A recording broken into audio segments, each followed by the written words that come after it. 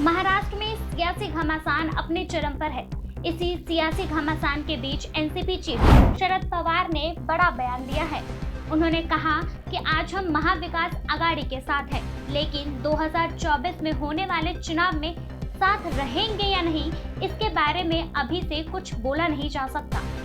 शरद पवार का यह बयान ऐसे वक्त पर सामने आया है जब महाराष्ट्र में उनके भतीजे अजीत पवार के बीजेपी के साथ जाने की चर्चा जोरों पर है। शरद पवार अमरावती में प्रेस कॉन्फ्रेंस कर रहे थे। इस दौरान जब उनसे पूछा गया कि क्या 2024 में महाराष्ट्र में महाविकास आघाड़ी मिलकर चुनाव लड़ेगी, इस पर उन्होंने कहा, आज हम महाविकास आघाड़ी का हिस्सा हैं और हमारे साथ काम करने की इच्छा भी है, लेकिन केवल इच्छा ही राजनीति में हमेशा पर्याप्त नहीं होती। सीटों का बंटवारा कोई समस्या है या नहीं, इन सब पर अभी चर्चा होनी बाकी है, लेकिन केवल इच्छा ही राजनीति में हमेशा पर्याप्त नहीं होती। सीटों का बंटवारा कोई समस्या है या नहीं, इन सब पर अभी चर्चा नहीं हुई है, तो मैं आपको इस बारे में कैसे बता दूं। शरद पवार ने अमरावती में प्रेस कॉन्फ्रेंस कर कहा कि महाराष्ट्र में जो तोड़फोड़ की राजनीति शुरू हो रही है, उससे राज्य को बड़ा नुकसान हो रहा है।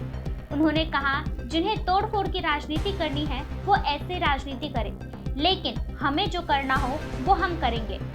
शरद पवार ने एक बार फिर अडानी मुद्दे पर विपक्ष द्वारा की जा रही जेसीपी जांच की मांग का विरोध किया है। उन्होंने कहा, जेपीसी में 21 सदस्य होंगे, जिनमें से 15 सत्ताधारी जबकि 6 विपक्ष सांसद होंगे। ऐसे में जेपीसी कमेटी का क्या फैसला होगा, इसके बारे में बोलने की जरूरत ही नहीं है। मैंने कहा था कि इस मामले में जेपीसी नहीं, सर्वोच्च न्यायालय की समिति अधिक प्रभारी रहेगी। यही बात मैंने पहले भी बोली थी। अगर इसके बावजूद विपक्षी दल जेपीसी की मांग करता है तो मैं उसके साथ रहूंगा। महाराष्ट्र के सीएम एकनाथ शिंदे ने शरद पवार के बयान पर प्रतिक्रिया दी है। उन्होंने कहा, शरद पवार बड़े अनुभवी नेता हैं। उनका ये बयान काफी अहम है। उनके इस बयान में बड़ी गंभीरता होती है। जिसको जो सोचना है वो सोचे, मैं तो इतना ही कहूँगा। महाराष्ट्र में सियासी घमासान जारी है, जहां एक और संजय राउत शिंदे फडणवीस सरकार गिराने का दावा कर रहे हैं, तो वहीं अजीत पवार के बीजेपी के साथ जाने की चर्चा है।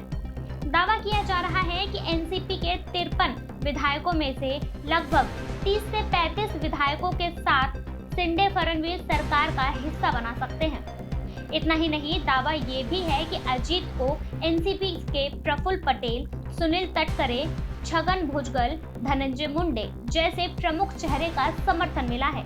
हालांकि शरद पवार एक बार फिर उनके मिशन में रोड़ा बनते दिख रहे हैं। उधर शरद पवार ने रविवार को एनसीपी में टूट की अटकलों को लेकर पूछे गए इस सवाल पर उन्होंने कहा, अगर कोई अलग होने की कोशिश कर रहा है तो ये उनकी रणनीति है और वे ऐसा कर रहे होंगे। अगर हमें कोई स्टैंड लेना होगा तो हम कड़ा स्टैंड लेंगे। इस पर कुछ भी बोलना सही नहीं है, क्योंकि हमने इस बारे में कोई चर्चा नहीं की है।